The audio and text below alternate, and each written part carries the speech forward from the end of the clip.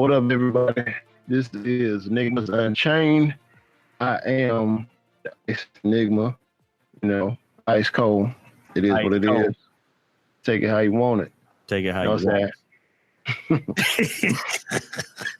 And I got my brother T Enigma right here beside me. What it do, man? Yeah. How you be?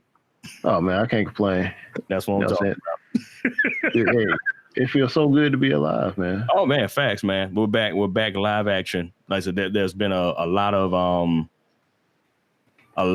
stuff that's happened. Like, we're gonna get you guys a wrestling episode after Fight for Fallen, which is happening right now, and Extreme Rules is this Sunday. So we'll be doing one next week, so you can expect that. Probably in between, because next week is more of a gaming week because the Xbox does their showcase. So you'll get you'll get multiple, like this will probably actually be post. This episode will probably be post. So just letting you know that you're looking at probably getting this close to the last week of July when it comes to wrestling. So because like next week is going to be pretty stacked with a week prior now, like because of the releases, where I've been stacked with a bunch of gaming stuff, because a lot of gaming stuff is going on right now, and we're about to get like really into the nitty gritty. But we'll get you some wrestling stuff real soon. We're not neglecting it. It's just that right now there's not really a whole lot to talk about.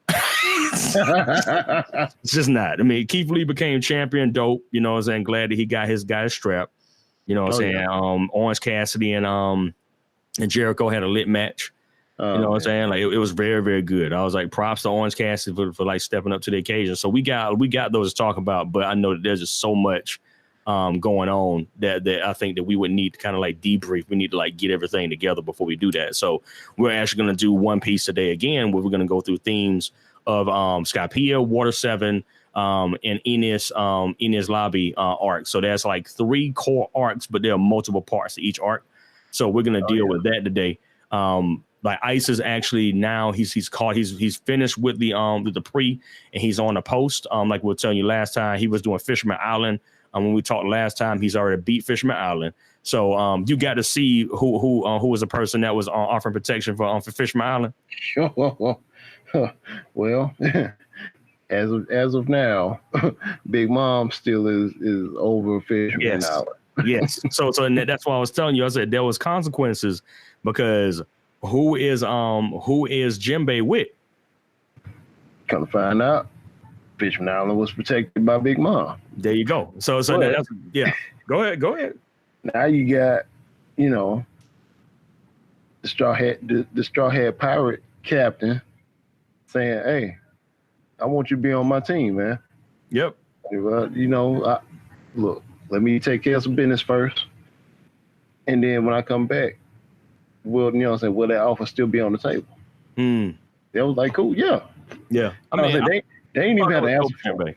Thought that was real dope at Jinbei, man. Jinbei just threw that out. I was like, dang, Jinbei is one of them dudes, bro. Man, dude, because it was crazy. Because when Ace and Jinbei was still in Impel Down, and Ace was like, "Look, man, I need you to do this one favor for me. I need you to look after my brother." Like, and he was like, "I don't know, man, but because you asked." Facts. It was like yeah. You know what I'm saying? Then when he actually like met Luffy, he was like, "Wait a minute. So it's you that the Ace was talking about?" Oh, okay, all right. There's something about you. I don't know yet. There's something about you. Yeah. So, Hold on, don't skip it. Let's go. We ain't got ample down yet, man. Hold on, man. My bad. See, you didn't see. Like, that's we're gonna have to do. We're gonna do the Skypiea arc and stuff like that, but we will, kind of get there, because I know, at least for me, even these Skypiea, Water 7, and Ines Lobby to me felt like building blocks. That doesn't mean that they were bad. They were fantastic. But they felt more like, hey, we're giving you this premise so that way you can be ready for the future. Like the like Skypiea, especially with the knock-up stream and a story of I think it was Nolan, Lying Nolan.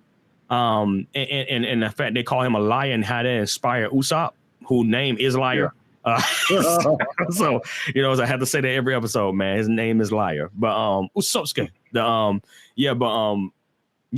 looking at that whole situation around that, and getting a better understanding of like the different like types of devil fruits and stuff like that. We were getting it was so much information that we got from Skypiea, even like different move sets, Nami learning how to use her weapons and stuff like that better, would be a part of like the future of her going back to Skypiea, like going up and knock up stream again. But it was lit. It was great. But once again, like I said, it was just one of them things you knew, like while you're watching, like, I know why you're doing this, because these things have more bearing for the future than it does right now. And then dealing with Enel, who was the quote unquote god of Skypiea. And he was a devil fruit user, and he wielded lightning, and it was crazy. He was striking out islands. Man. I was like, yo, you can do that? He was throwing lightning bolts from the sky and smacking islands up. I'm like, yo, this dude is eradicating islands with lightning. Yeah. Gangster. You know what I'm saying? Like just it makes fun. All this started because they wanted gold. All this started because they're like, we want some money. You know what I'm saying? I was like that, and I was like that stuff always gets me. Is like most of their adventures always start out very, very very, very like I say simple. It's like a simple. We're just gonna go over here and do this thing real quick, and there's like a rabbit hole. You're like, God dang it, we ain't come here to do this. We just want some money. Man, that's how it always is, man. I think that becomes a recurring theme. Yeah, it's like, oh, okay, well, yeah, we're gonna go over here. We're gonna do this. We're gonna do that. As soon as they get there, problem. It's always a problem. Always a problem, yo. I'll be sitting over here like, I said, like Luffy be like, I got an idea, guys. Which is normally a bad idea. The moment Luffy say he has an idea, he's like, yo, we need to go over here, and they're like, Luffy, why you go? I want some meat. I'm like, Luffy, we're not going over there, man. And then Zoro be like, but hey, there's some pretty women over there. Then Sanji be like, there's some pretty women over there. Zoro be like, well, they got some sword shops over there, so I can figure that out. Nam be like, they got gold, they got gold, and Chopper be like, they got new medical supplies, and then that's it. Like everybody ends up being in by one way, shape, or form. Like before they even left go to Skypiea, there's a funny part where they were being chased out of Alabasta, and Robin was a stowaway. And Robin, like Luffy was like, no, like, why in the world are you here? And she was like, you have to take responsibility for what you did to me, which was like, and people was like, Sanji's flipping out because he's thinking that he didn't like did something he wasn't supposed to do with Robin. And Zoro is like, what the world y'all mean? So he just went up to, he's like, I'm just gonna chill out. He just walked upstairs. He was like, I'll forget y'all. He's upstairs. Nami is like, who is this heifer? You know what I'm saying? And Chopper's like, who is she? Everybody's kind of, and Usopp is kind of like, yeah, whatever, man. We don't trust you. And then she did something that made him laugh, and then he just cracked up, and he was fine. Same thing, him and Chopper, like same time. Luffy was already like, she all right, man. She's part of the crew. She's like, I want to join the crew. Like, cool. And it was funny because like you normally don't ever hear Nami like be like able to give feedback. She didn't really care, but she came up to that table with all threatening, talking about, look, you may have got all the rest of these people food, but you ain't got me food. I got my eyes on you. And she was like, one of the things that I had grabbed before I left on Alabasta was this bag of jewels. And Nami was like, I knew you was a sister. That's a wrap. Because Nami love money. You know what I'm saying? I thought that was dope. That they like each one of them has a weakness, but it's like it's not as tragic as it is more of a flaw. Right. And it makes them more endearing because like Nami loves money. But not to the point now, not now though, but now in the past she would, but not to the point where she would throw away her people. She wouldn't do that again. Oh no. After they went through and tore up Arlong Park. Yeah. Nah. Yeah. Now she wouldn't do that against her own people, but don't think she won't ride against you when she needs some cheddar. You know what I'm saying? Like don't you think that? I mean, she would ride on you. I remember Boondocks, Gangsta-licious, was talking about. He said if this rap don't work, we gonna start robbing people again. That's Nami. You know what I'm saying? that's Nami, yo.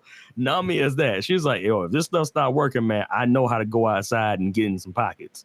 So yeah, and she know how to keep the money. Oh yeah, and I think that showed something on Robin's part too. Yeah, because not only does she have the distinction of being the only straw hat to actually ask to be on the crew. Yeah. But while they were fighting in Alabasta, she was, you know what I'm saying, she actually that shows her that shows like how intensive she was. Yeah, and she was willing to die. Like she wanted to die. Oh yeah. And that, well, I mean, we're probably gonna get into that later, but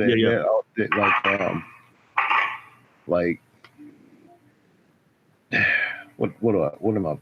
I'm trying to make sure I say it the way I want to say it, but like she was like, yeah, but she was ready to give it up. She's like, all right, you know, like it's been a ride. Yeah, she was done. But you got this cat with the straw hat. It's like, nah, you ain't about to die. You ain't going nowhere. So I'm about to save you. You go wherever it is you're gonna go right now. But you know, I'm gonna save you. Yeah. I'm gonna go back over here and jump on Crocodile. Facts. So yeah, you handle you. I'm about to do me. Yeah. And I think that's what I thought was real dope is that, you know, going into Skypiea, this is our first time seeing Robin. You know what I'm saying? So we hadn't seen her in action. We know that she has some strange ability. You know what I'm saying? Like well, she actually spawns like body parts out of other people and out the ground and stuff like that. It's lit. Which is something I think Oda hasn't even really tapped into the potential of that. You know, like and that's like no shade. I'm just like, yo, there's so much she could do with that. So much you could do with that. I mean, that would be like if you stepped on the same ground as Robin, you could die because that girl she would wreck everybody. If she wanted to, I put it like that. If she wanted to, but she's not that type of person. Like she don't really like conflict. You can tell that, you know, like especially like her history and stuff. We'll get into a little bit later on. But we're gonna get through Skypiea because Skypiea introduced the dials. Yeah, they introduced which the dials were these they look like seashells. You know what I'm saying? Like, but they were actually used in multiple avenues. You know, you had the X dial, you had the X dial, you had the ball dial, you had the breath dial, you had the flame dial, the flash dial. And these played a very, very instant part in the future because like Usopp being a G that he is, just figured all these suckers out. You know what I'm saying? And he added that to his arsenal, which that's like one of those things with Usopp.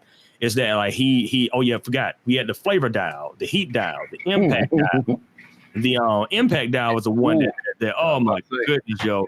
That's one of my favorite scenes in Water 7 was the impact dial situation with Luffy versus Not yet. Yeah. You're right. All right, so it's like no shade towards Skypiea, man, but it's like I just want to get through it real quick because I got so much.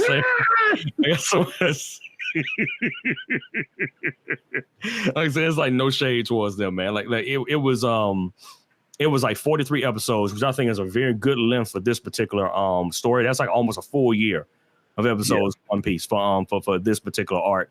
You know, the further we get along, there's like 3 to 4 years of one arc. Like depending on there is a lot of episodes for the future arcs. The future arcs are way longer. So you hitting about what, almost 100 per arc nowadays. Yeah, man. I mean, it's great because Wano is going to be long. Like he's been writing on that for a while. So Wano is going to be long. But pretty much we got this information, you know, like the introduction to the Skypiea arc was always lit because they was just like riding along in the freaking ship, just come flying out the sky. I mean, falling out the sky. And you're like, what the world is going on? And you know, after that, that's when they were able to ascertain the information that like there actually is this thing called a knock-up stream. And the knock-up stream actually puts people onto what they call the Sky Islands. The knock-up stream, the only problem is that like the knock-up stream can destroy a ship. And it only happens, I think they say it happened like 5 or 6 times in a month or something like that. So what ended up happening though is that like the Going Merry wasn't built to sustain, you know, a knockout stream. You know what I'm saying? So they had to retrofit it. You know, it had the Going Merry had to be retrofitted, which is very messed up because this is like we're spelling the end of this ship now. Because this is like the first, to me at least the first egregious thing they had to do to the ship to make it work was that when we began to see that it just didn't have any steam left. They added this to the Going Merry and they added wings to it. And the wings allowed it to get up there, but once it was up there, it was damaged. You know, like it was yeah, I mean, like, so I mean, it was messed up. Like, and it was one of those things. I think that, like, you know, we didn't really think about the detriment, and what that would do to the crew when the ship would actually get damaged. You know, especially Usopp, because Usopp was the most hurt about that whole situation, with the Going Merry. You know, and I think that there was a real interesting theme around that with Usopp and that ship was a theme of meaning, because Usopp didn't know what he wanted to be yet. You know what I'm saying? Like he was still trying to figure things out, and that ship being damaged, you know, while they were up there, you know, there was also like this. It was weird because there was like this mysterious, you know, like figure that was like fixing the ship at night, and you know, like it was you know, it was very interesting. You know, like, but there was so many things going on around this particular ship. It was, to me, it almost felt like the whole show for Scott P was built around the Going Merry. Like we were about to be introduced to its demise. I think, you know, like the first person on the Straw Hats to actually die was the Going Merry. You know, or a being, whatever. But yeah, like, you know, like we got through this. There were 2 clans scrapping in Skypiea. And it was literally all of a misunderstanding. You know, that's crazy. I mean, I thought that was very dope. Is that like once again, like these people were pretty much from the same people, and there was a misunderstanding, and it caused like hundreds of years of war. And I mean, like I was like, that sounds mad familiar. You know what I'm saying? Like that sounds like a familiar situation where you have people that are like the tribes, they're together, and all it took is one misunderstanding that tore the tribes up. And Enel just popped in and just, you know, took advantage of that situation afterwards and just made his own law and order up there. And and of course they were hoarding gold, quote unquote. And you know, like Luffy had an answer for that too, though. But you know what I'm saying? Your boy put his hand around that bell and knocked that sucker out. But yeah, because it was a survival games. I remember that much. It was survival games.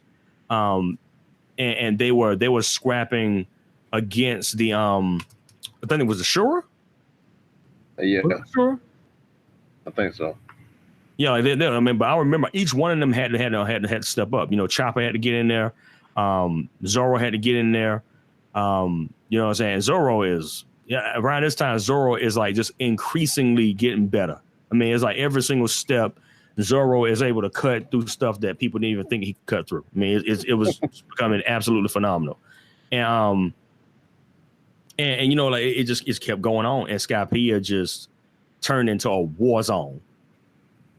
Yeah, I mean, so much so to the point that, you know, like it was when Enel tried to kill Luffy with lightning, and Luffy was like, "Sucker, they ain't enough." The face on Enel was perfect. Nigga, he was like, whatever, you know what I'm saying? And then like even Sanji just ain't had. Sanji didn't have to flex on this dude like this, man. Okay, Sanji, like, you know,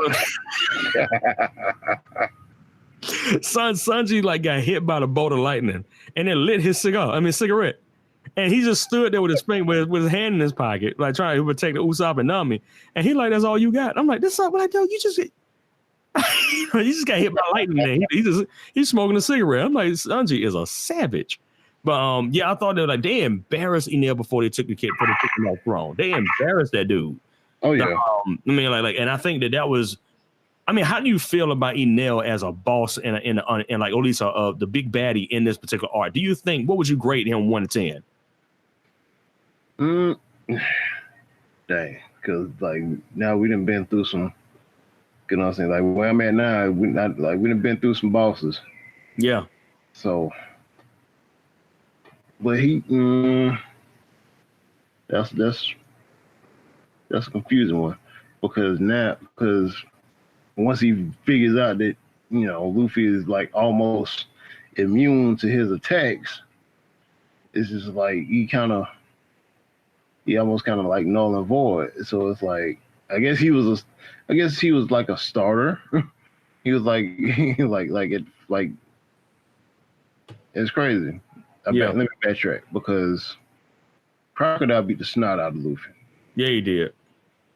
And then it's like they get to Skypiea and Luffy more or less, get the kick back. Yeah, he do. I mean, Luffy didn't have no challenge going. That's what I'm saying. That's like no shade towards Skypiea, but I think this was like the break arc before we got to like Enies lobby, because that's when he was getting like murked because them suckers was trained.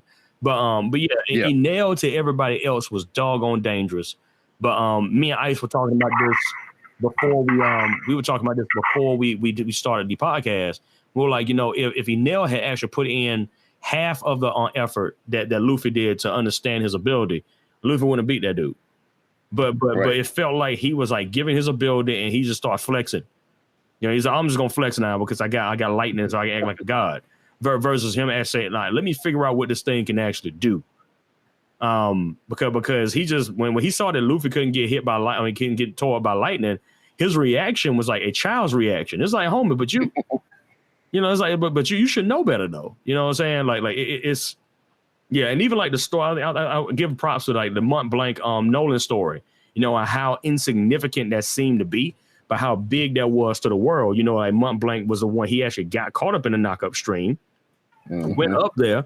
And actually saw the Sky Islands, but could never prove that he was there. He was killed for it. He was executed for that. And then of course, because of the course of history, there was so many exaggerations of what he actually did. Like he was considered the smiling idiot. And literally just made him into like this fool that he was not. Like he was actually a very honest man. And Luffy vindicated that guy, like literally. Like I thought it was dope, like that Luffy was like in the clouds. You saw an image of Luffy in the clouds that everybody could see, and they realized that actually was. They heard the bells ringing after Luffy knocked out your boy, and you saw this image. You saw this image of Luffy in the clouds, and people knew that there were Sky Islands after that. What I'm saying? And it vindicated Nolan from not being a liar. That he wouldn't have to be called Liar Nolan anymore. But yeah, I mean, I was like, man, that was I thought it was like it's very insignificant, but it played a bigger role, especially in the development of Usopp. Like I said earlier, Usopp grew a lot because of that, because of the understanding of what happened. It was like 400 years prior, and it was like, okay, well, I can just act like I'm an actual descendant of Nolan. That's way later. And I'm actually going well beyond where you at, bro. So I'm gonna stop there. So yeah, but it was just very interesting, the indelible impact that had on Usopp, and even on the history of the world. Like what actually happened, and the fact that he was killed for something that wasn't even his fault. You know what I'm saying? It was crazy. I mean, but they introduced a lot of like weapons. A lot of new themes, especially like with religion. Like that was a first, I think it was the first one we actually got to see a type of religion in One Piece. You know what I'm saying? Based around Enel. And I was like, that's crazy. Like we were able to kind of like get a different view of the world of One Piece all over again. Like we thought we had seen enough, and then we go to Sky Island, it's a completely different situation, Yeah, but once this ended, once this ended, it was. I mean, honestly, it felt like it was over in a flash. But, but you know what I'm saying? Like it was. Trying to remember who was it? Giant Jack. Okay. Caught the bell, I think it was. And that's when we began to talk about the poneglyphs, which once again pops his head back up again, because this is what everything is about. These poneglyphs have all this information on it that is giving you information on how to find these secret weapons. The one in Skypiea points you to Poseidon, which is another one of those ancient weapons. There's like 3 ancient weapons, and that was one of the ones that they were trying to figure out. And the only person that can read these things is Robin. Nico Robin is the only one that can do that, which is one of the reasons why she's needed on the Straw Hat Pirates, which we finally get to see that in action by the end of this. But you know what I'm saying? So like I remember like just getting out of this particular one, now it's like we need to find a way to repair the the Going Merry. And that took us to Water 7. And my goodness, Water 7 was belligerent, yo. I mean, like that was like, I mean, on other terms, it's usually called the World Government Saga because it's the first time you get introduced to the power of the world government and the secret organizations, the CP9 being a part of this and things like that. But they came to this area to try and find a way to get the ship fixed. They go to Water 7, where it's the largest shipwright area in the world, and it's crazy because Water 7 was one of the most unique places I think that Oda actually built, because like it did not make sense in its construction. Did it make sense to you, bro? It's like I was like, they flood all the times. You just keep having to build up. Man, nah. Like, oh yeah, this just happens once a year. Blah blah blah. No. I refuse to live somewhere where I gotta go through a flood, like a full blown flood every year. Yeah. Y'all can have that. Yeah, I mean, but props to them on ingenuity though. I mean, I thought that was a very dope city because they were like used to change. Yeah, and you got to meet Puffin Tom. You got to meet what's your boy name? Trying to remember. We already know Frankie in there. Frankie, and what was his brother, like quote unquote brother name? What was his brother name? You remember? It was Iceberg. Yeah, man. Oh, of course you're gonna remember that. Yeah, but we got to meet Iceberg. But the whole situation like around the Going Merry, they had some cheddar, and they had 300 mil. I mean, I think it was 300 mil, right? Yeah. They had 300 mil, and that was we gonna get Going Merry back up here, and we're gonna get it straight. And they get robbed. You know what I'm saying? They got black robbed, actually. I mean, like they got more than robbed. They got black robbed. Man.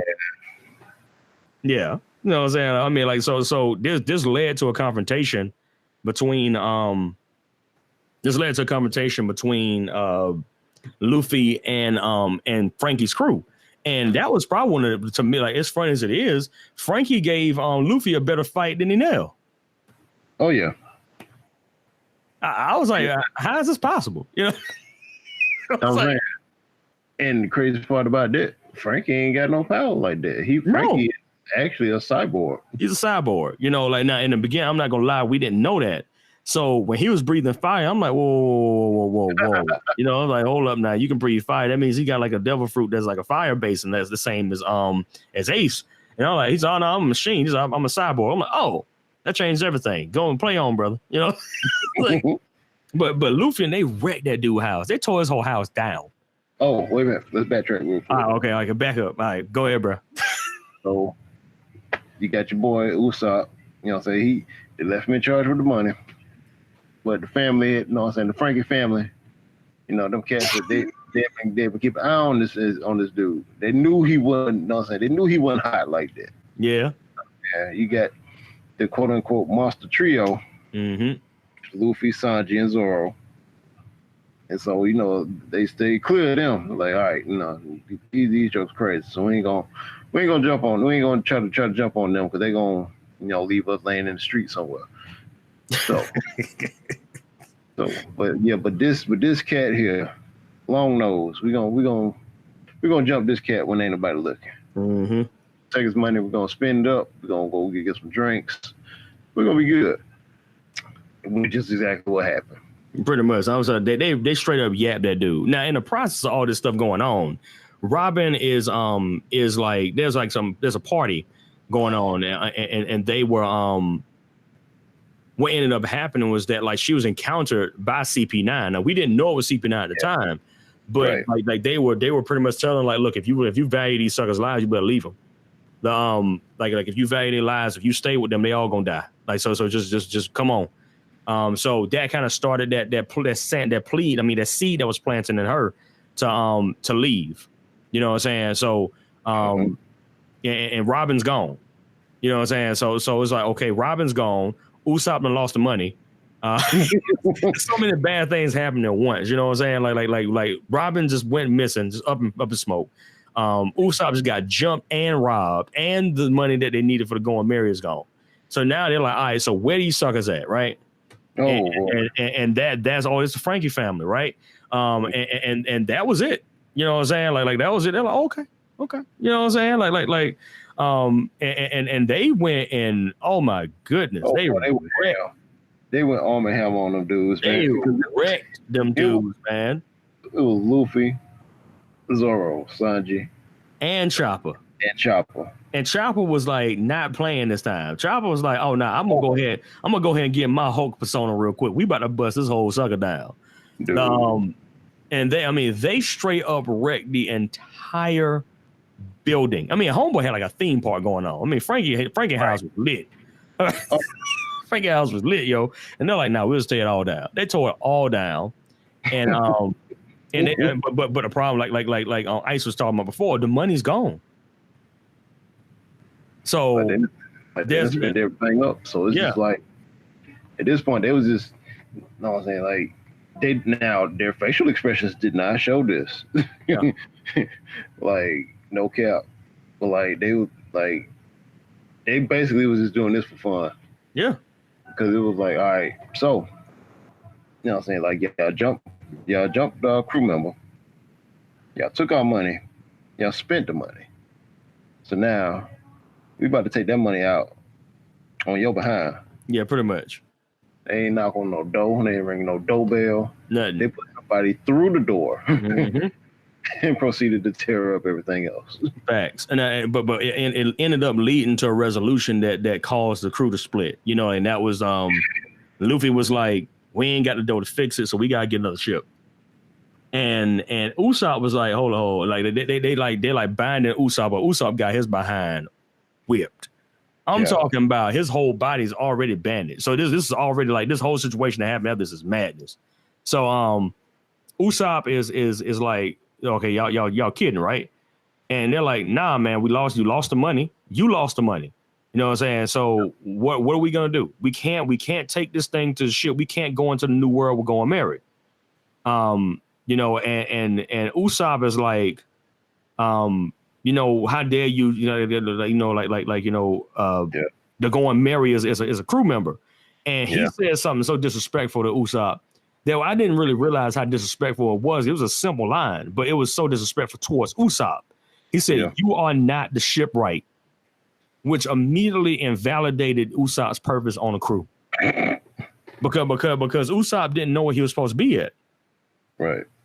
And like all through Skypiea, he was, you know, trying to band-aid Mary. And then I think, like you say, like when they started like the little what was it? I kind of find out it was the spirit of Mary. That's what it was. Yeah, it was the spirit of Mary.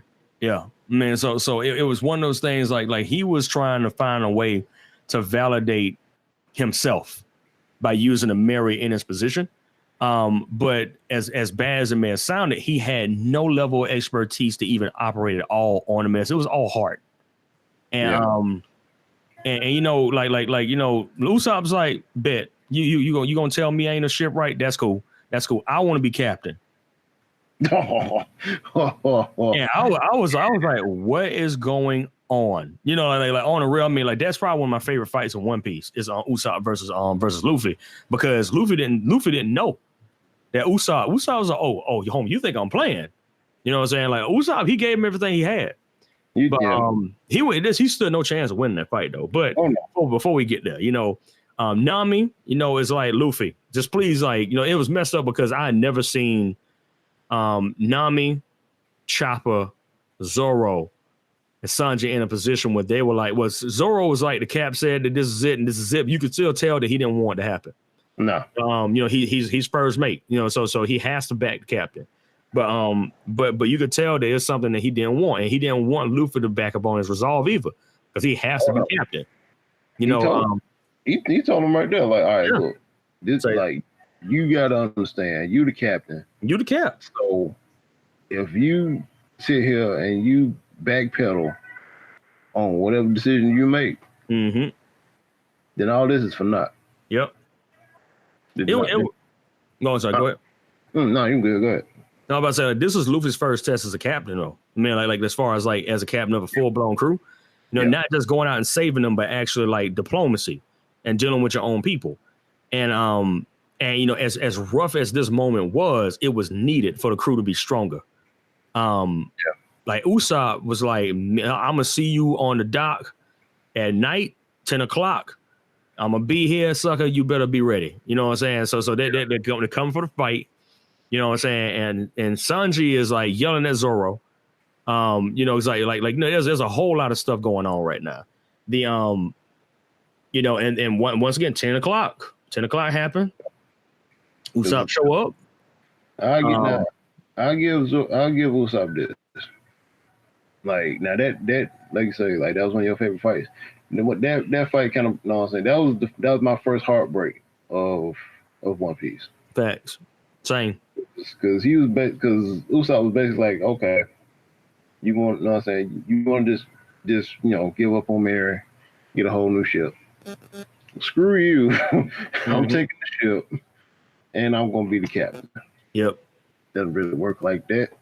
But here we are. Yeah, but once again though, this showed the quality of Usopp, because before this, we know Usopp could win some fights.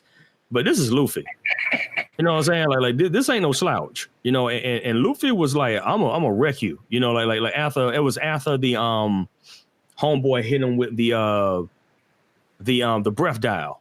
You know what I'm saying? They had explosive gas, and he the breath dial. Oh, bro, he first he hit him with the infamous with the Shinsen Tamago Bushi. Oh. Yeah. And then Usopp spell, you know what I'm saying? Like, you know, he'd be like, yo, you got such and such in your pockets, you know? He start doing that. The Kaien Boshi, you know what I'm saying? Where he actually had the joint set up with the breath dial, was riding eggs. You know what I'm saying? Like a Tabasco star. When he hit bone, on the throat with some Tabasco sauce. I mean, like it was one of the most hood fights I've ever seen in America. I mean, it was so hood, man. I was like, goodness gracious, this boy he's like that dude in the room. Let's throw whatever he can get his hands on at you. And, but that breath dial was the part that got me when he hit that breath dial and it was filled with gas, and you saw like the explosion. I was like, yo, Usopp did not come to play. Because he was pretty much doing all that to distract Luffy to get him right where he needed him in order for him to blow him up. I was like, this dude's trying to kill him. Yeah. And Luffy was like, I bet Goma no bazooka, right? And into the impact dial. And as we talked about before, this is something introduced to Skypiea. The impact dial can absorb damage and can put it back out. So impact dial, dog. Oh, bro, man, like he hit Luffy with that joint, man. I mean, I think that was one of my favorite parts, because when he hit him with the impact dial, I thought Luffy had lost, because like it broke Usopp's arm again. Usopp was just like, how you like that shit, Shaw? Like he was. Usopp was like, and then when he saw homeboy stand up, you saw that look on Luffy's face. I was like, oh my god, no. Oh, yeah, no, it's like, oh, when you do that zoom in, yeah, half of his face is black. Yeah, and then eyes is white, like the pupils is whited out. I'm like, oh god, this is over. It's a wrap, you know. So it was messed up because you could tell that he didn't want to do it, but he's capped. And he hit him with the Gomo pistol, knocked him out, and he was like, "You can have the Mary." I was like, "Oh my goodness!" I mean, it was so cold. I mean, almost like, "You can have the Mary. I don't need you on my crew." I was like, "Whoa," you know what I'm saying? Like just that whole situation there was jacked up, you know. So, but yeah, they got acquainted with Frankie some more. Franco crazy stuff. And that's when we found out like the whole connection between Iceberg, Frank, and Tom, and how Tom was like he was the guy who built Goldie Roger's ship. You know what I'm saying? We were like, say that again for the people in the back. So yeah, he built Goldie Roger's ship, and he also had the blueprints for one of the 3 major weapons. I think it was called Pluton. He had the Pluton joint. So, and that was the whole situation. They were trying to figure out what Pluton was. Then CP9 attacks after like everybody's getting well acquainted, and they're like trying to figure out where Nico Robin is. CP9 jumps in, and all these people that we thought were like harmless people ended up being savages. Galileo, the Galileo company. We almost got shot them out. Yeah, man. I mean, they were savages, yo. I mean, we were like, you know, they just normal people. Oh, I was the furthest from wrong. Goodness gracious. Lucy, Kaku, Khalifa, and Bolino. I think it was Bolino. I never like how to pronounce his name. Yeah, like I mean, savages. Yeah. Like really? Like, you know what I'm saying? Y'all just been posted up here this whole time. Just waiting on the opportunity. I mean, I think they had their eyes on Tom. You know, and they're like, oh, we're gonna figure this out. You know what I'm saying? They're like, we'll figure this out real quick. And it was Iceberg. Yeah, it was Iceberg. My bad. Yeah. The Tom was already gone. Because but they had the schematics, and I do believe later on that Frankie burned the schematics.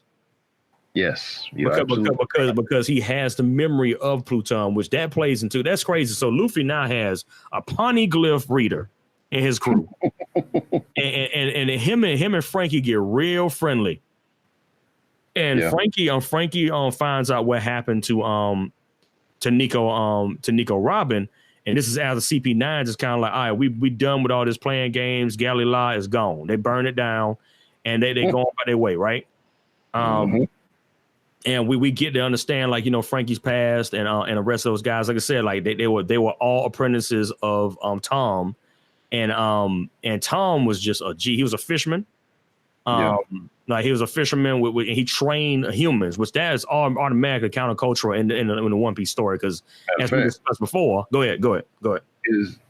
Now correct me if I'm wrong, but is Tom the first fisherman we meet in the series? Or did I skip over somebody? You talking about in One Piece? Yeah. No, I mean like because we met Arlong in them.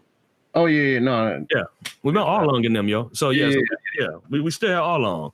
So yeah, but as far as like importance wise, we didn't know he's the first person we met that was a part that actually did something for Goldie Rogers. Yeah, you know, like we hadn't really met, like we had Shanks and Buggy, but we hadn't had anybody of this prominence. You know what I'm saying? That actually like nah, I used to help out Goldie. Like what? And him being a man of quality, you know, it wasn't like he wasn't no slouch. No, Tom was a G. You know what I'm saying? Built a doggone train that can ride on water. Who do that? Man, that's a whole nother level of savagery right there. When you can build a train that rides on water, I was like, yo, we don't need that. Like, we don't need that, yo. We ain't ready for nothing like that. But yeah, they were pretty much like CP9 was trying to figure out how to get that stuff from Iceberg and hemmed up Iceberg. And that's when they like, once again, this is what the whole situation is. Everything kept leading to CP9 taking Robin to Enos lobby, and finally we begin to understand the severity of what's actually going on. Like we were like, it ain't that big of a deal. But then when we saw Sodom Gomorrah, the King Bulls, Kokoro, the Rocket Man prototype. Trying to think who was the other person that was a part of that alliance. Outside of Frankie and it was somebody. It was another cat. It was another cat. Some of the cats that was with there was the it was Paulie. Yeah, the remnants. Yeah. Like it was probably they was like, we gonna wreck these suckers. They gonna burn out our shop. You know what I'm saying? On a real, the attack against Enos Lobby was straight petty. I mean, Luffy was a fool. Yeah, he was, man. It was petty, man. Like Luffy was like, yo, we just go down here and wreck it up. You know what I'm saying? They're like, well, no, we just go down here and wreck it up. Don't even worry about it, man. Let's go down here and wreck it up. Then by the time we get to like the on route to Enos Lobby, we get introduced to the man. One, the only Soge King. You know what I'm saying? So we got Soge King. He pops up wearing his mask. We all dreadfully know this is Usopp. I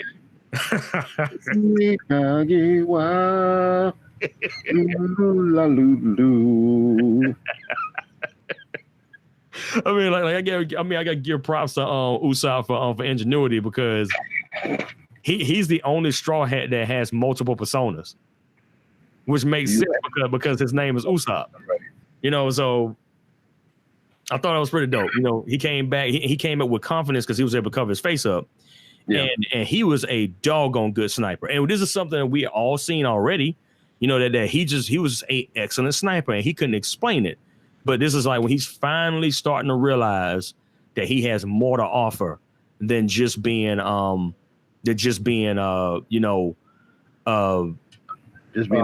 shipwright. You know what I'm saying? Yeah, like this like no, like you have way more to offer, bro. And we get like this is like they finally get on the rocket train. They tell that we're Rocket Man's name of the thing, but they finally get on the train, the three-way alliance, and they're like, all right, we're going to wreck Enos on Lobby. You know what I'm saying? And this is like this is when we start to see Luffy like just wake up because our first strap was like him versus Blueno, and he went gear too. First time we saw gear second gear. And it's a build to where he speeds up the blood flow. He increases the speed of the size of his blood vessels, and it allows blood to rush so fast that he actually begins to like let off steam. His blood is moving so fast in his body, and his speed just went from regular to ignorant. I mean, it's like there's a technique that the CP9 has called Soru. And Soru was like this joint where like it's similar to Zanzuki in Dragon Ball Z, where like you know it's like the after image. You know, you're punching at a dude and dude just appears behind you. And they were using that technique against Luffy, and Blueno was just like straight up embarrassing Luffy for a moment. But Luffy savagely wrecked that dude. I mean, he ain't stand a chance. He savagely wrecked that dude, man. I was like, oh my goodness, why'd you have to do this? I mean, brother didn't deserve all that, man. He wrecked that dude. Then go ahead. Luffy had a Sting versus Kurt Angle moment. You deserve this. You deserve all this, man. That's right. I'm gonna knock your head off. You know, this thing said to Kurt Angle, you deserve this. But yeah, you know what I'm saying? Like that's exactly what was going on. I mean, he bust this sucker, man. So then we got that nasty screenshot. I mean, it's probably one of the dopest images in One Piece. Was on the Straw Hat standing on top of the courthouse. Oh man. Yo, look. Look here. That right to this day is one of the dopest doggone scenes. Like that whole pan that they did. You know, you saw Chopper sitting there like, oh, we about to wreck y'all. Sanji lighting up a cigarette. Soge King got the whole. I mean, I forgot the name of his weapon. Like he changed his weapon when he flipped because he had a slingshot and he has a bigger slingshot. I think it was Kabuto. Kabuto. Yeah. So he has Kabuto. No, like Luffy got the hat down. He's ready to fight. Sanji got that Zoro has his hands on all the swords. He's like, let's go. And Nami is like ready to fight too. I'm like, everybody was ready to scrap. And then you got to think of it. They had an army. You know what I'm saying? It wasn't like a few people. They had a freaking army with them. And they went in. Wait a minute. Let's not forget one more, like two important parts on that. Because then you got Luffy making Robin tell him like come out of her mouth. Yes, that is right. Yes, sir. Tell me you want to live. Tell me you want to live, girl. and she said, "I want to live." That broke her, because Yeah. that whole time she was like, you know what? This ain't, you know what I'm saying? Like, y'all's lives is not worth mine. Like, you know, let me go ahead and die. Like, it is what it is. Like, we had fun, but you know, y'all don't need to die. Y'all don't need to die because of me. Yeah. Luffy wasn't having that. Yeah. Like, look, like, first of all, you asked me to get on this ship. No, I was saying we didn't had a few adventures, and now all of a sudden you just gonna up and leave? Nah, we ain't going down like that. Yeah, you know, now it's interesting because I forgot about Spandam. Like, you know, like who was like the quote unquote overlord, I guess, or one of the guys that was in Enid's lobby, and how, like, you know, when that whole situation happened with Robin, he was like, yeah, you know, she would rather die than try and go against this flag, and he pointed to the world government flag. And Luffy was like, "Oh, bet, yo, Soge King, shoot the sucker down." And Soge King, like, word. I mean, it wasn't even a second. And Soge King, I mean, this was not Usopp. I was like, who is this guy? Like, this is the Usopp that we needed the whole time. I mean, he was just like, I mean, it's crazy. I think that this whole situation made him into a better crewmate because he's never complied to Luffy like he was when we came back to Soge King. He was like, what, right. Bet? He was like, bet, what you need, Cap? And I was like, yo, shoot that flag down. That's an act of war. Oh, okay, cool. He's like, bet, got you. And just fire the doggone fireball at the doggone flag. I'm like, yo, this dude is, I said, that's Soge King, yo. And that is, that's when it happened. You know what I'm saying? When he asked her, you know, do you want to live? And she broke and begged them to save her life. I mean, to save her, because she's never really been in a position where she could actually be free. You know, because of the information that she got, the things that she knows, like she's the last of her people, and being able to decipher the poneglyphs. So like, and that being a major power thing for the government, because they're the ones who know what it says. So they don't want nobody else knowing. Oh, I almost forgot.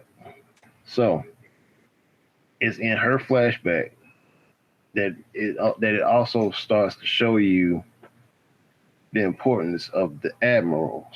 Yes. In the government. And the Buster Call. Oh, the Buster Call. Yeah, it's like that was the first time we were introduced to the Buster Call. You get a Buster Call, you better think of something. Yeah, for real. I mean, I was like, what y'all talking about? And then she was like, no, you don't understand. Yo, the Buster Call wrecked, like, killed all my people. I'm like, what? Yeah. And then they showed the situation. And I was like, oh my goodness. I mean, it's like they don't even need an explanation. This is the ride out crew. You know what I'm saying? This is the crew you need if something just went all the way down and they're like if it went left and they're like, I just need help. They ain't gonna ask you no questions. I bet, where you at? Well, we're in the White House, bet. They don't care. They're like, we don't care where you at. They will blow it up. I was like, oh my goodness. They yeah, but all that stuff was being introduced in Ian's lobby. And we were able to see the admirals, like, at least the importance of the admirals and how much power they wielded. We what's your boy name with the ice, man? Okiji. Akiji. Yeah, we were like that particular. That's a weird situation between him and Robin. I don't know how to feel about that. But man, I'm just being real with you. I just don't know how to feel about all that. I'm like, what you doing, man? Oh, he had at that point he had no problem killing the child. Yeah, he didn't. But it was and then the funny part about it was an admiral that saved her life. It was. Jaguar D. Saul. That's right. You know what I'm saying? I mean, this story went in there. Now, this is not disregarding any of the fights, because like the fights in this thing were lit. Zoro versus Kaku, lit. Jabra versus Soge King, lit. You know what I'm saying? Sanji was like, he didn't want to fight Khalifa. Not at all. He didn't want to fight at all, man. He was like, I don't fight no pretty chick, man. You know what I'm saying? I don't want to do none of that. But we also got to see, you know, Sanji's upgrade. You know, like, well, I'm like, oh, his foot on fire. What the world's going on? You know what I'm saying? Like this was a completely different situation. Then we got Frankie versus Fukuro, and we got Monster Chopper. when he ate that rumble ball, man. And I was like, oh my goodness, what is going on? And that form they had, the monster on point form was lit. Ain't nothing to mess with. Yeah. Go ahead. The problem with Monster Ball is that's when that Joker just like when he at his limit. Yeah. He's supposed to, you know what I'm saying? He's supposed to at least, you know, calm down for a little bit. Yeah. Yeah, and what was really, really messed up on top of that, though, was that, like, it makes him lose his consciousness. So he literally is a mindless monster. You know what I'm saying? Like yeah. Like, Kumadori didn't even stand a chance. Man, I felt bad for your boy, man. I was like, goodness gracious, bro. I mean, like, yo, look, Monster Point Chopper was walking through a wall with your boy, like he was he was walking through a wall with your boy in his hand like he was a ball. You know what I'm saying? I was like, oh my goodness. I was like, this is wrong. You know what I'm saying? I mean, but yo, yeah, Nami jumped in. I think she swapped places with Sanji. Yeah. And she fought on Khalifa and she just showed out. She showed her behind out, man. I mean, like, and I thought it was dope because each one of them got to do their own thing, and like Nami went through on this particular episode. I mean, I was like, yo, she is like, nah, she's like, I'm not gonna get beat though. But once again, Spandam again his crazy self. This sucker, man. He ended up messing around and called the bus call. Yeah, that's the funny part. See, then that's the crazy part about it because he did the Buster call by accident. Which on a real, like, you think about this, you're in Enid's lobby. It's like one of the strongest places in the world, like their particular world they're in, and the Buster call didn't even care. Like, oh well, you called us. We, you know what I'm saying? There's no Gilsies, backsies, you know, there's no dual. They're like, we ride it out here, so we gonna blow something up. Like, I'm like, that's a dangerous bit of people right there. Like Buster called, we wipe the slate clean. We don't leave no survivors. We don't. we just come in, blow stuff up, and leave. They're like your boy from the Warriors, man. I just no reason. I just like doing stuff like that. That's the Buster call, man. Like, that is like, look. The Buster call, man. World government's like, yo, Buster call. We're gonna go ahead and just tell you to wipe out an entire island. Just do it. No questions asked. We don't care who out here. Just go ahead and make this thing work. And now they got 30 minutes to get out of Dodge because if that Buster call come in and they're through. So now it's a race against clock. Like, so now we got to add a clock to this because now we the warning's been set. Robin knows. Robin's trying to tell Luffy to like finish this. You know, they gotta get out of there. Because like Robin is absolutely, she's mortified at the thought of like having to face another Buster call. She's like, I don't want to see this again. I don't want to lose everybody, because she just got done telling people she want to live, and now she about to lose them again to the same thing. You know what I'm saying? I was like, God dang, this poor girl, man. She was like, yo, I just went through this a couple years back, man. I don't want to go through this again. Yeah, but once again, they had her in, I think they had her in Sea Prism because she couldn't use her abilities. And Spandam was like abusing her, yo. I was like, yo, punk, I mean, sucker, you back your behind up off your girl, man. You know what I'm saying? He was abusing your girl. I wanted to fight. I wanted to fight Spider, man. I'm like, oh, dude.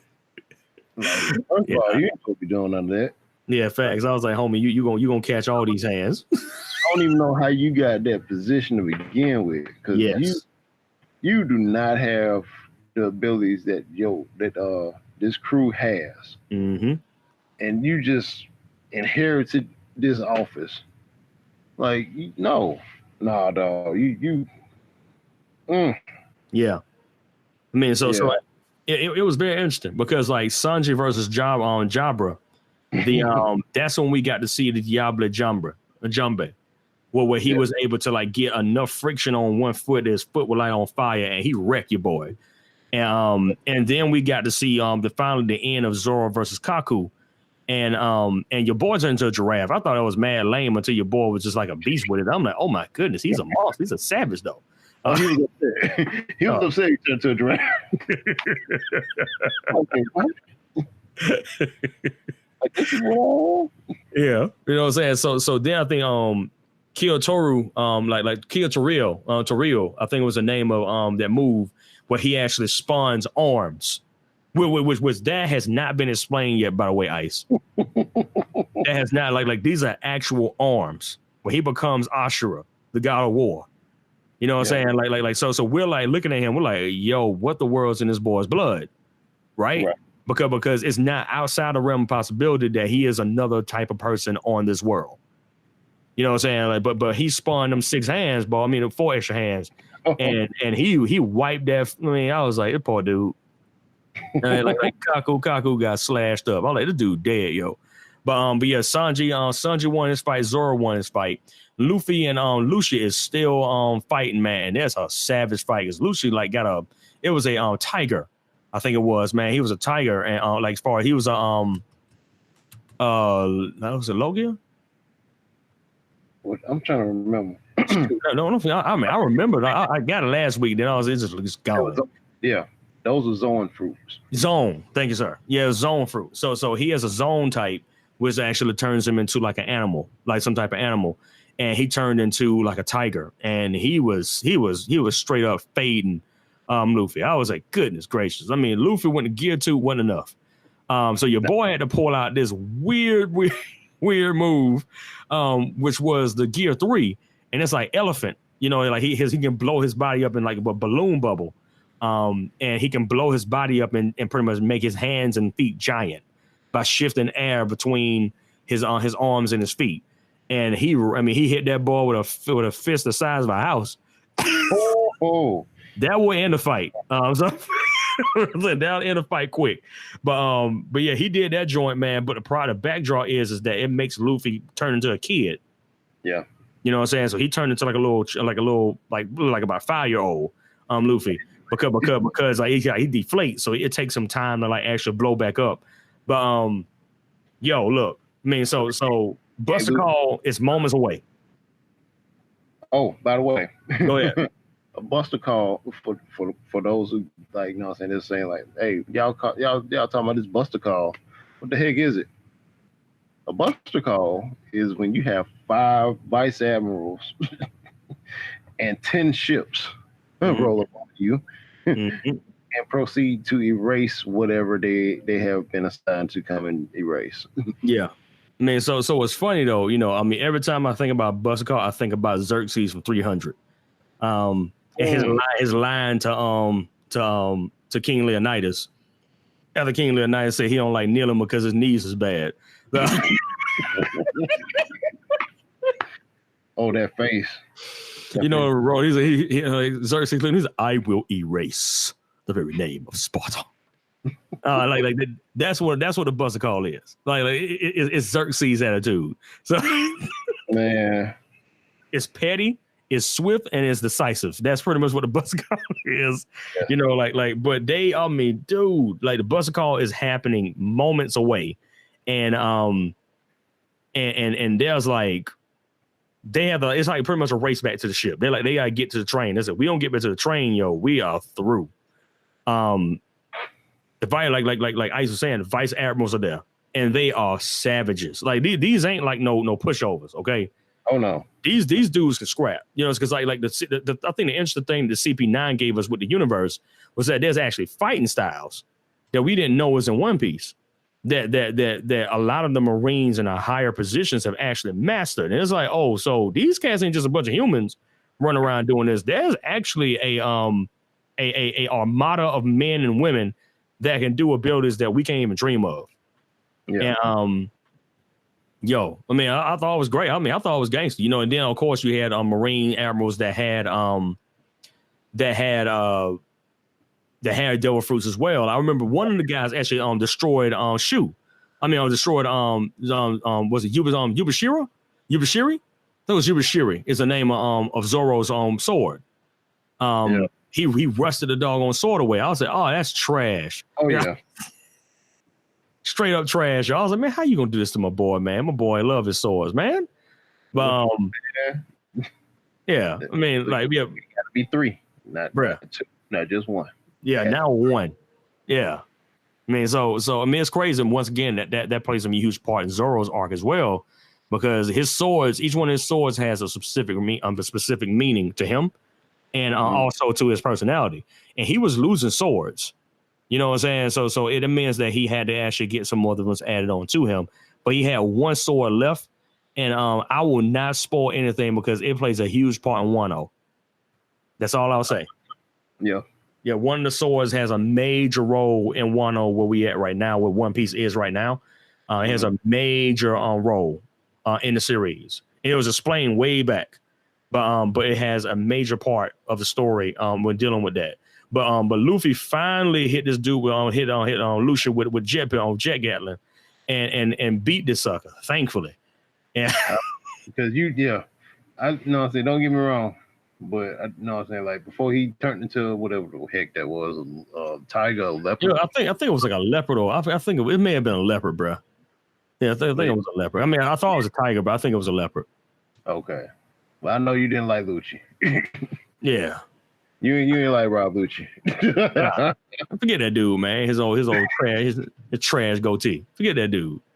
I'm like, just do the connection then. God dang, you're gonna sit here and do this. Let's just go ahead and just fill it all the way out. Don't cut it like that. Don't even look right.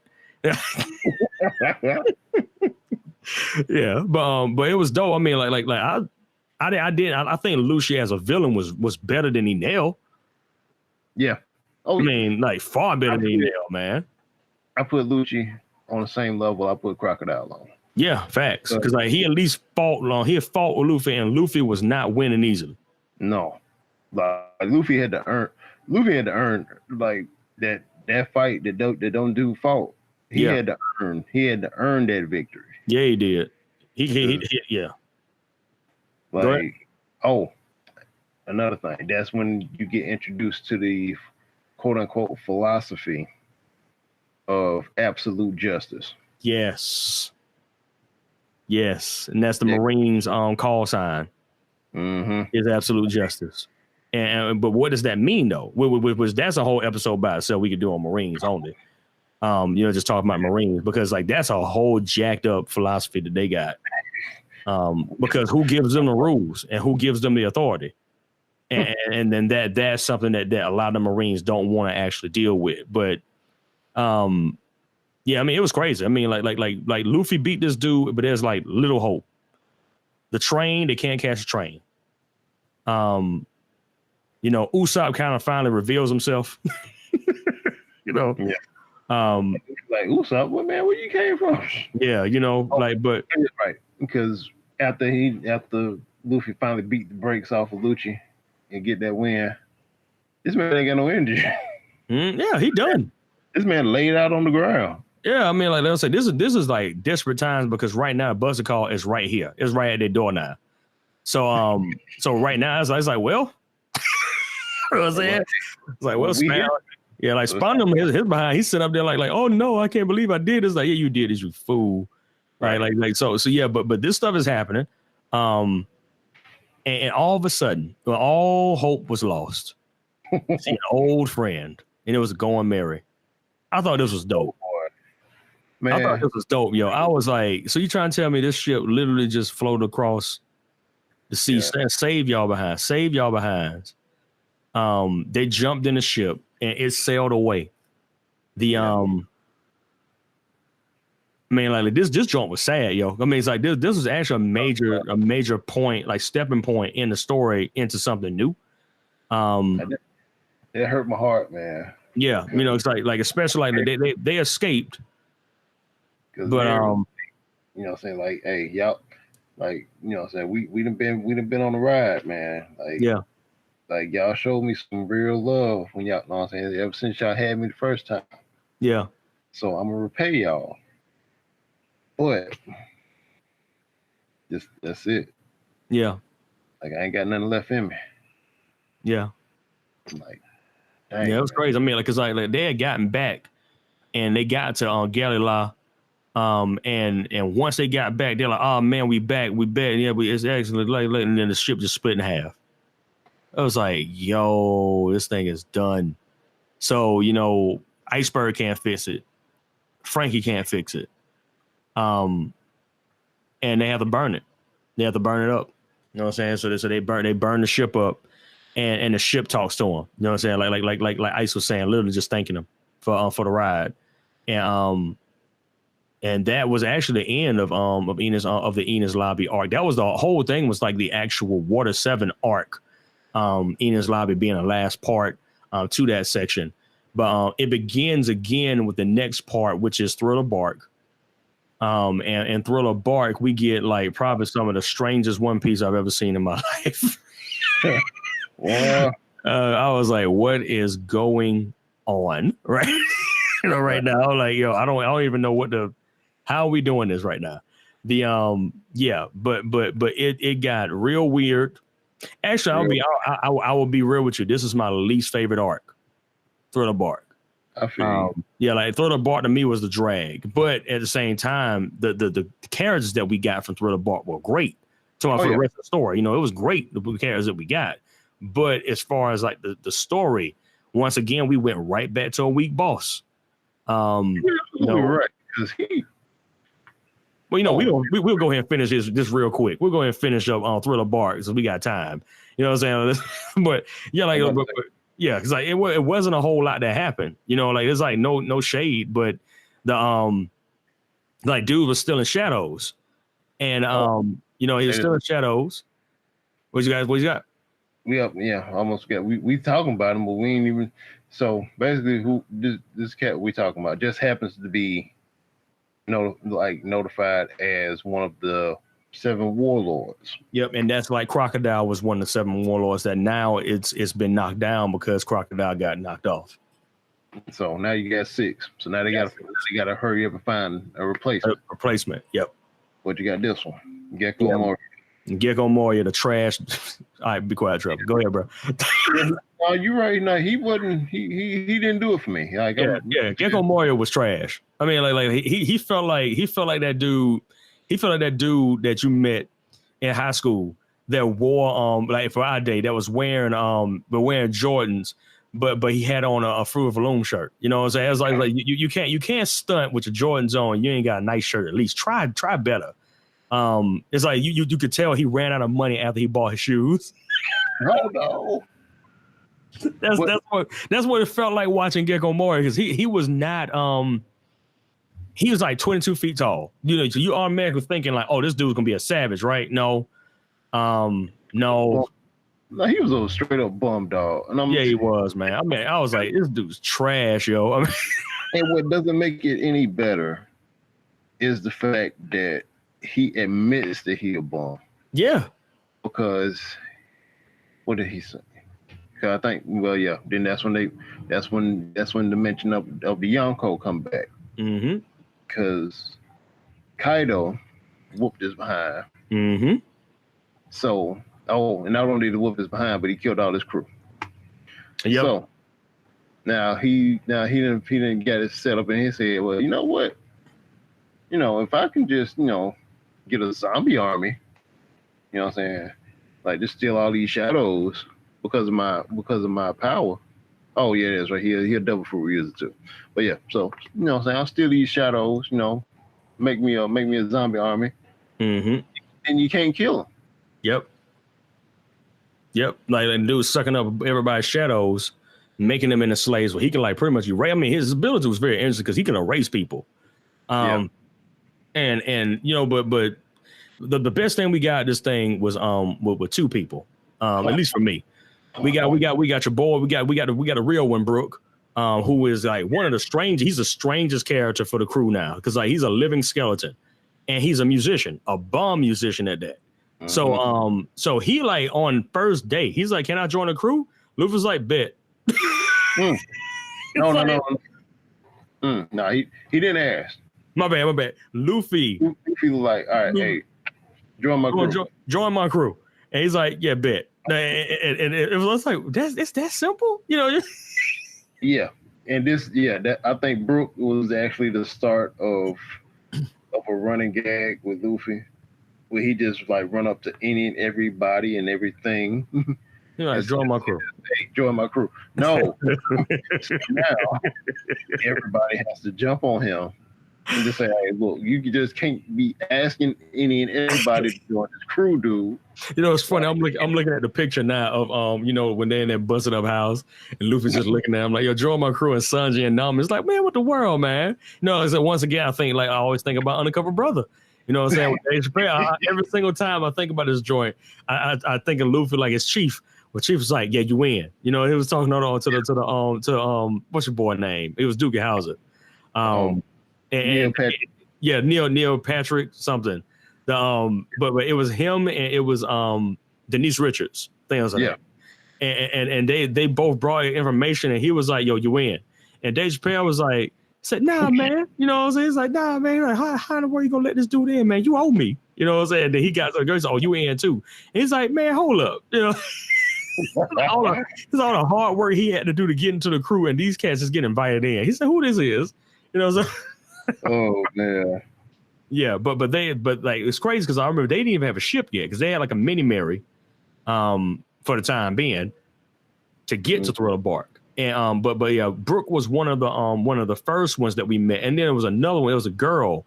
Her ability was like negativity. I think her name was Sindri or something like that. Corona. It's Corona. My bad. I'm thinking about no, that's the wrong person. Corona. Yeah, because Corona had the she had like this ghost. Corona, man, not Corona. What? I said Corona. Yes. Oh my goodness. Apologies, people. That's on my brain right now. I apologize. Oh boy. Goodness gracious. Yeah, but it was interesting because her ability was to give people to make people negative, and she was going against the living negativity, known as Usopp. And Usopp, you know, she was like, yeah, you know what I'm saying, I'm gonna do this thing, and Zoro's like, I don't even deserve to live. I'm not even that good of a swordsman, you know. And Sanji's like, my food ain't even that good, you know. They was just trashing each other, and she hit him with the power, and Usopp was like, man, whatever, you know. She was like, why is this not working? He said, I'm always negative. Basically, I was like, this is great. You know what I'm saying? Like, but it was very interesting, like watching, like, once again, Usopp getting a little bit more shine on him. I was like, look at Usopp.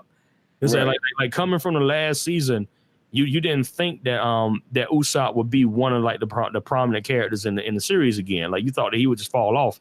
But going backwards just a little bit to the end of the Water 7 arc, you know, he was like not even getting on the ship. And Luffy was like he was crying. He said, please take me back. You know what I'm saying? Like that situation where Usopp had to ask. Well, I thought was that was dope because like Luffy wasn't gonna ask him to come back. But if he did ask, then he would let him back in. No, remember that joint? Oh, yeah. You know what I'm saying? Like, yeah, like he was Usopp trying to act all hard, like, I ain't did nothing. Now they were selling away and it just started eating at him. And he was like, forgive me. You know, it's like just like again, I was like, wow. You know, so that Usopp now is a valued member of the crew, excellent sniper, and the man of great negativity. Yeah. But yeah, like we get on like once again, like I said, it was just we can be done with this episode. Like, no offense to Thriller Bark, but offense to Thriller Bark. You know, like I just to get through with it because I would prefer for us to start the next one at Sabaody. So yeah, but you know, there was a situation pretty much that set up in Thriller Bark where Gecko Moria was sucking up everybody's shadows, and it had gotten to the point it was like a critical mass for the most part. Like, people were fading away. There was a Ors was the name of this like, it's like an ogre type of creature that ran on those same things, and I think it gave it to Luffy, didn't it? Like the ability, like this thing, the shadow stuff like that, they gave it to Luffy, and Luffy was able to fight one-on-one with Gecko Moria and Size. Yeah. And what happened? Yeah, he took. Well, see, the thing is, he took Luffy's shadow. Yeah. Power Ors. Mm-hmm. And then like it was a bunch of pirates that was hiding in the forest. And it was like, hey, you know, have you ever swung a sword before? Luffy's like, no. So then they shoved the shadow down his throat.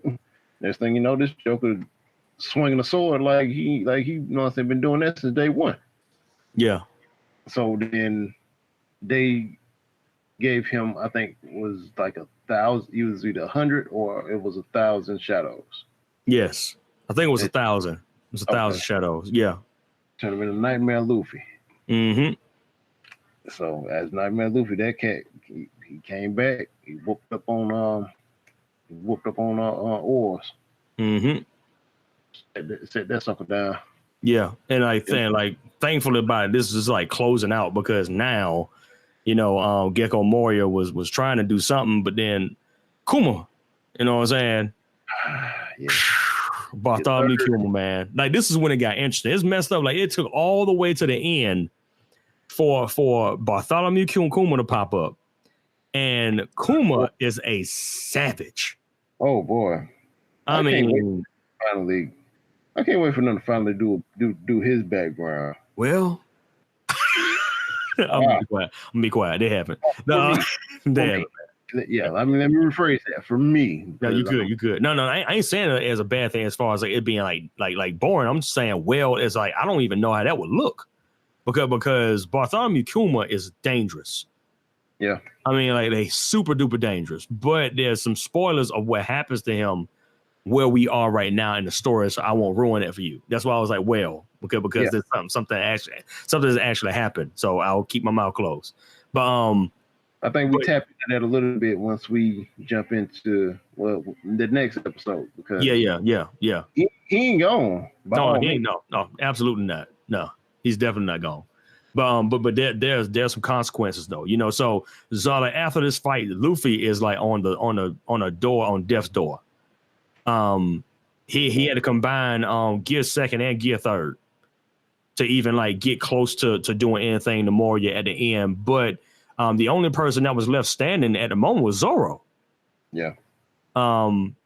You know what I'm saying? So, but I mean, I thought it was because like Bartholomew was whipping up everybody. I mean, he like did this joint where he like compressed the air and just let it out, and it just blew up the doggone on through. It's like this dude is a monster. Man.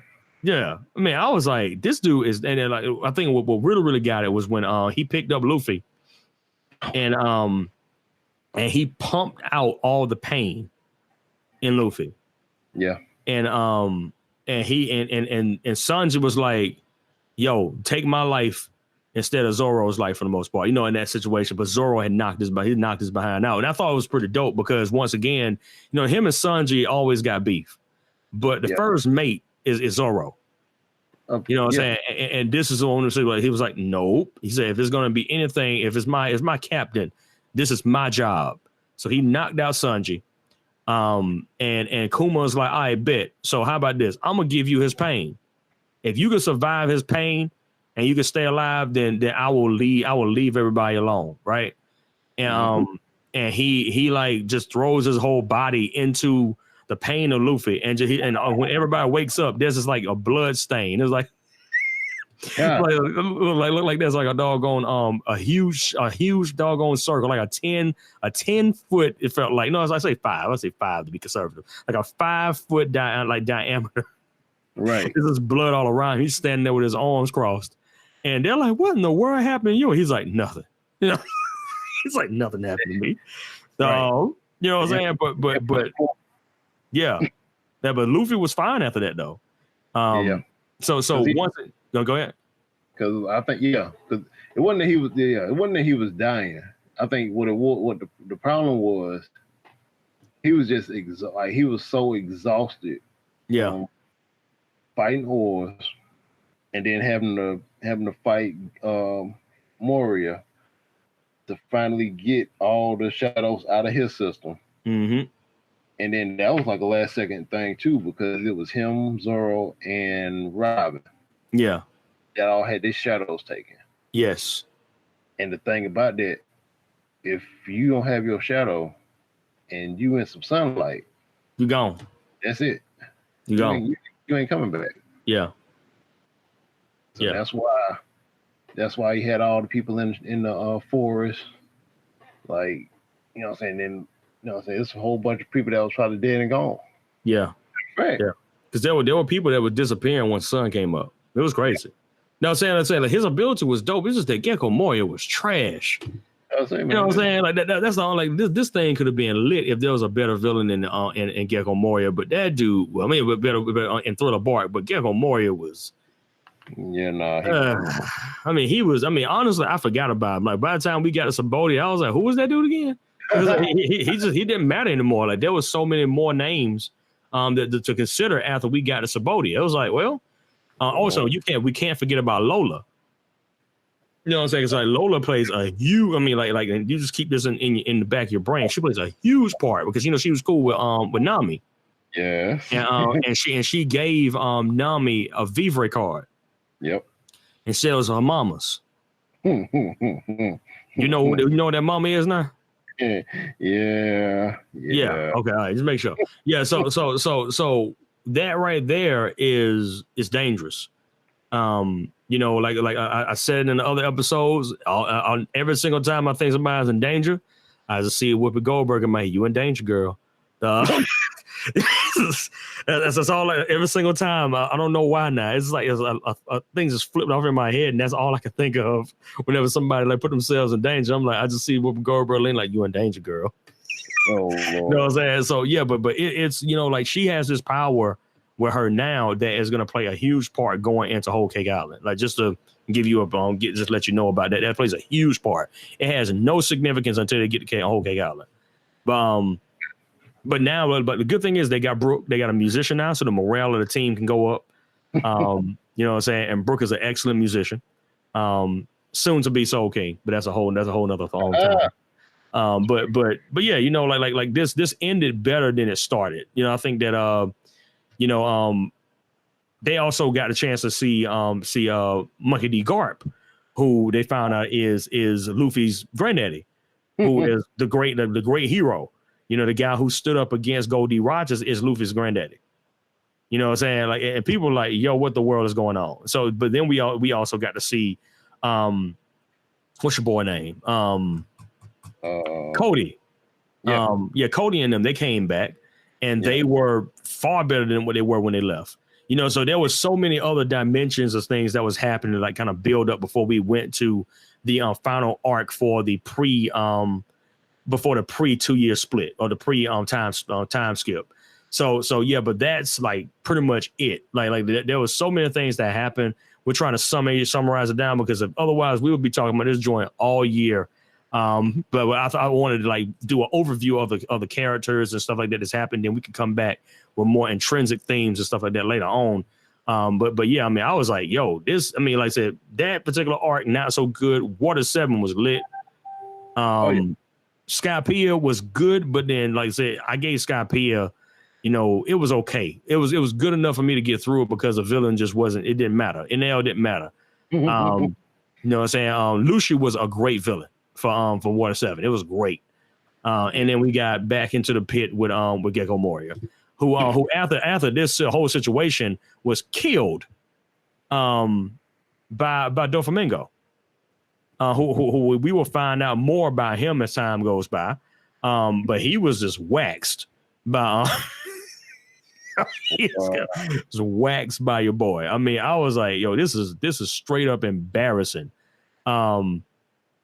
Yeah, but yeah, like he was like, nah, I'm just done with you. You know, but we'll get to that in a little bit later on because Doflamingo is a very interesting character.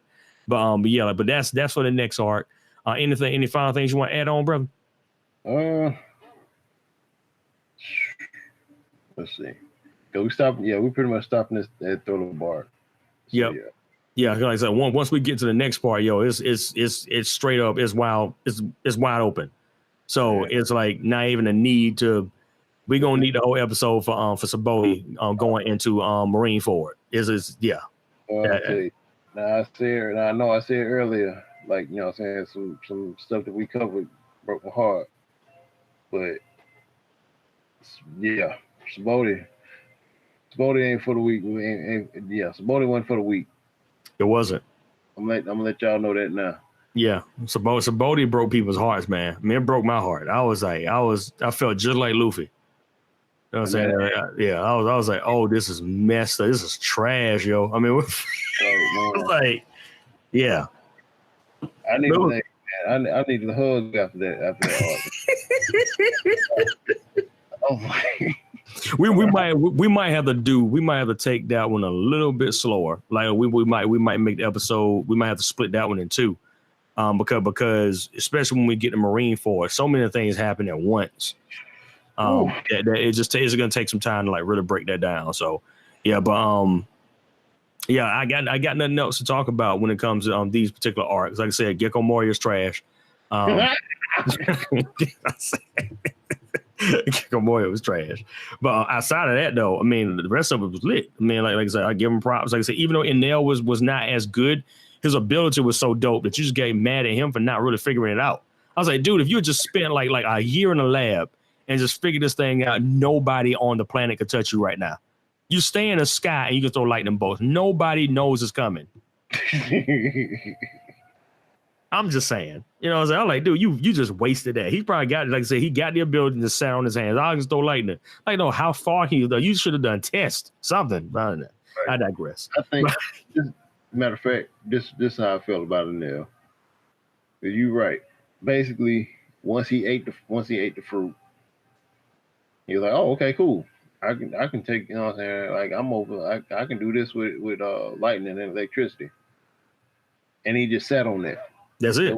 There was no, okay, I'm like, you know what I'm saying? Like, I've learned this, but let me see if I can elevate that. Yeah. It didn't seem like that at all. Like, so when he was shocked that Luffy could was actually immune to it, I'm like, you didn't know that rubber and lightning don't mix? I'm like, that showed me that he was like a dude, that dude was so full of himself. He wasn't even thinking. Yeah. Like, that's simple, man. That's simple science. Yeah, it is. No, I'm saying he could have just went outside and figured it out, man. Like he just, yeah, he ended up being like just a wasted character. But once again, like Lucy picked up that ball and ran with it, and he was, I mean, I couldn't stand this behind him, and that was good. I was like, I'm not supposed to like you. You know what I'm saying? Like I want you to lose, and I wanted him to lose. Yeah, he served his purpose. He did. You know what I'm saying? Like Crocodile did that whole thing. Like even though I had beef with Crocodile, he was so doggone cool. But I couldn't stand Crocodile at the same time. I was like, this sucker need to die. I was like, he got to die. Something's got to happen to him when he can't do what he's doing. I was on that side. That's what you're supposed to do with a villain. You know, you have to make me want to see that dude get beat, and it worked with them. But like I said, with Enel, it was like it felt more like the petulant child that you just had to be slapped beside the head. And then you got Gecko Moria, that was like the dude, the entitled cat that had some cheddar, but he knew he couldn't win the fist fight. You know what I'm saying? That's how it felt. You know, I was like, eh. And then Bartholomew showed up, and we're like, oh, that changed everything. That changed everything, man. I was like, oh, okay. Yeah. It was like Bartholomew was like, y'all was bored? Wake up. Yeah. Just smacked a whole bunch of people around. Basically. Because that surely is what he did to Perona. He was like, oh, yeah. See, and he's taking his glove off. Yeah. So, hey, you know, is there anywhere that you would like to travel?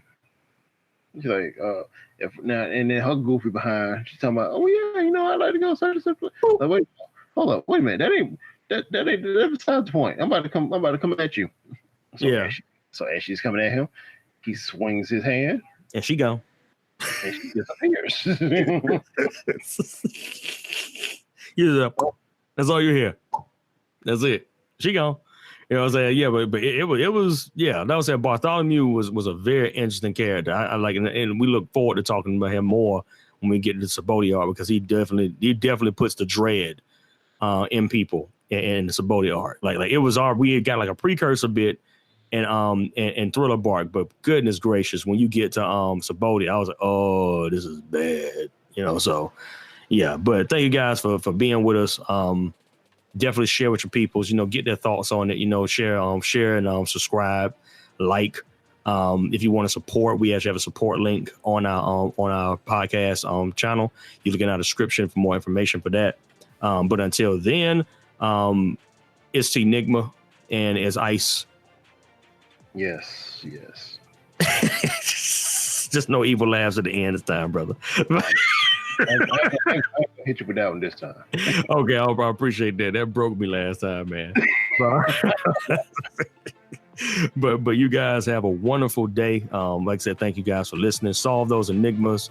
Do not leave them unsolved, because there are plenty of them to solve now. We're going to go over these ones for One Piece and a few other things, but don't find yourself not doing anything. Do something. Create change.